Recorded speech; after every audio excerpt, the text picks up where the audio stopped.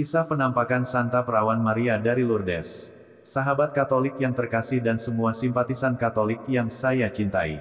Kedekatan dan devosi umat Katolik kepada Bunda Maria, tidak hanya berdasarkan apa yang dikatakan dalam kitab suci bahwa Maria sebagai Ibu Yesus tetapi juga berdasarkan kesaksian dalam sejarah iman umat Katolik.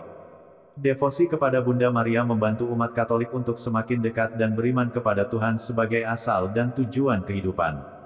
Banyak di antara umat Katolik menjadi kudus oleh karena petunjuk hidup yang diberikan oleh Bunda Maria. Di antaranya adalah Santa Bernadette yang memulai pengalaman hidup rohaninya di Gua Lourdes. Inilah kisah nyata penampakan Bunda Maria di Lourdes, Perancis pada tahun 1858. Penampakan ini dialami oleh Bernadette Soubirous, seorang gadis yang tinggal di Lourdes, sebuah desa di pegunungan Pyrenees, di wilayah selatan Perancis. Bernadette berasal dari keluarga yang sangat miskin dengan ayahnya yang bekerja sebagai penggiling gandum. Bernadette berjumpa dengan penampakan Bunda Maria sebanyak 18 kali dari tanggal 11 Februari hingga tanggal 16 Juli tahun 1858. Pada waktu itu, Bernadette masih berusia 14 tahun. Penampakan yang pertama terjadi pada Kamis tanggal 11 Februari tahun 1858. Bernadette bersama saudara perempuannya, Toinette, dan juga teman mereka. Saat itu Jeanne, diminta oleh ibu mereka untuk mencari kayu bakar di sungai Gef. Ketika Bernadette ditinggal oleh saudara dan temannya, ia mendengar suara gemuruh angin yang membuatnya menoleh ke rumpun mawar liar di mulut Gua Masabiel. Dari sana muncul sesosok gadis muda yang sangat cantik dan berselimutkan cahaya, memakai pakaian dan kerudung putih, ikat pinggang berwarna biru, serta sebuah rosario. Bernadette lalu berlutut dan berdoa rosario bersama gadis itu. Anehnya, gadis itu hanya dapat dilihat oleh Bernadette. Ketika kembali ke rumah, ia menceritakan semua itu kepada ibunya. Tetapi ibunya tidak percaya dan mengira Bernadette hanya mengada-ada, sehingga ibunya melarang Bernadette untuk kembali ke gua itu. Keinginan Bernadette untuk kembali lagi ke tempat itu sangat kuat. Walaupun dilarang, ia berhasil membujuk ibunya, agar ia kembali untuk yang kedua kalinya ke gua itu bersama Toinette dan Jeanne. Bernadette ingin membuktikan jangan sampai yang dia lihat itu adalah setan. Ia membawa air berkat dan memerciki penampakan itu. Tetapi gadis itu hanya tersenyum setelah diperciki dengan air suci. Saat itu Bernadette sadar kalau gadis itu bukanlah roh jahat. Ia lanjut berdoa rosario bersama gadis itu. Pada waktu yang ketiga, Bernadette kembali lagi ke gua bersama dua orang wanita. Mereka membawa sebuah lilin yang sudah diberkati serta sebuah alat tulis dan kertas untuk mencatat apa yang terjadi. Bernadette menanyakan nama gadis itu namun gadis itu hanya tersenyum. Gadis itu justru meminta agar Bernadette mengunjunginya secara rutin selama 15 hari. Kata gadis itu kepada Bernadette bahwa ia tidak dapat menjanjikan kegembiraan di dunia ini namun kegembiraan di akhirat. Mendengar itu, Bernadette sangat senang dan ibunya juga mendukungnya untuk rutin mengunjungi penampakan gadis tersebut.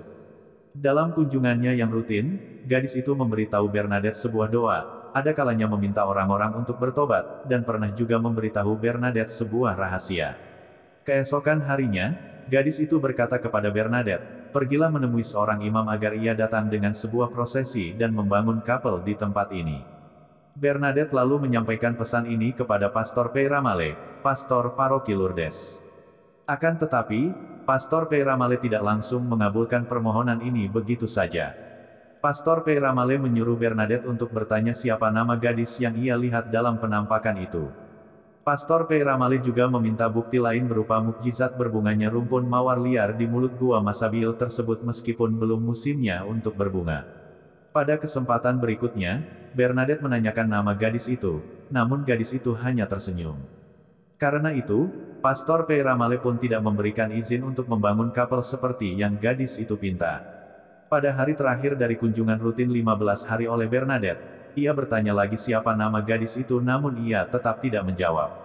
Rumpun mawar liar di mulut gua juga tidak berbunga. Akan tetapi, Bernadette masih ingin terus mampir ke gua untuk bertemu dengan penampakan gadis itu. Hari itu hari raya kabar sukacita dan Bernadette pun mendapat kabar gembira. Hari itu ketika Bernadette bertanya siapa nama gadis itu mengatupkan kedua tangannya seperti orang berdoa lalu berkata, aku adalah yang dikandung tanpa noda dosa.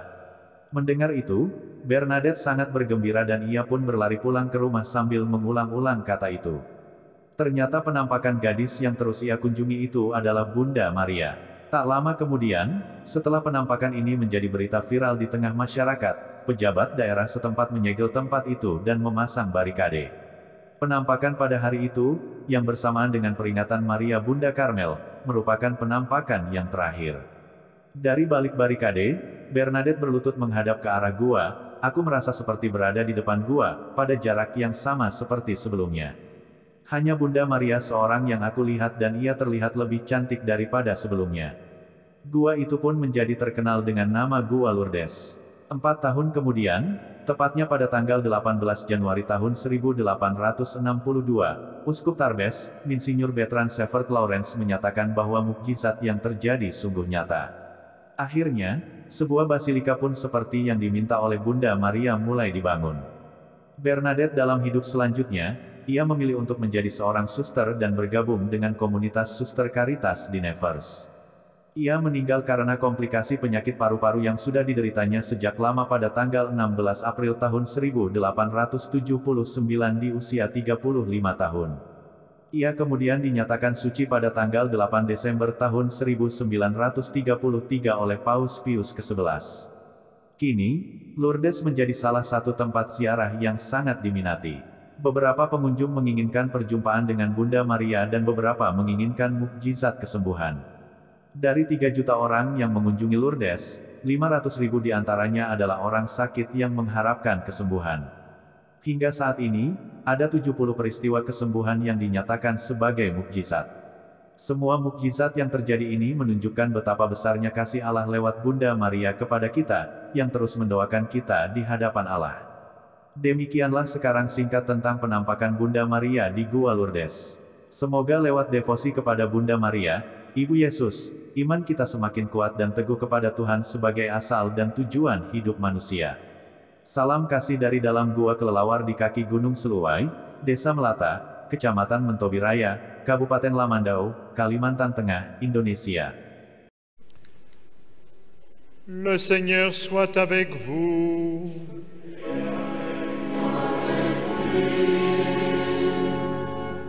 Dans sa bienveillance, Dieu a voulu sauver le genre humain par son Fils, né de la Vierge Marie. Qu'il vous comble de sa bénédiction.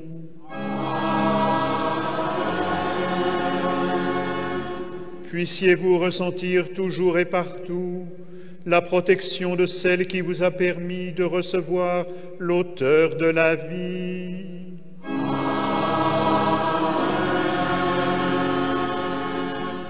Vous qui êtes rassemblés aujourd'hui avec ferveur, repartez dans la joie de l'Esprit et l'espérance du ciel.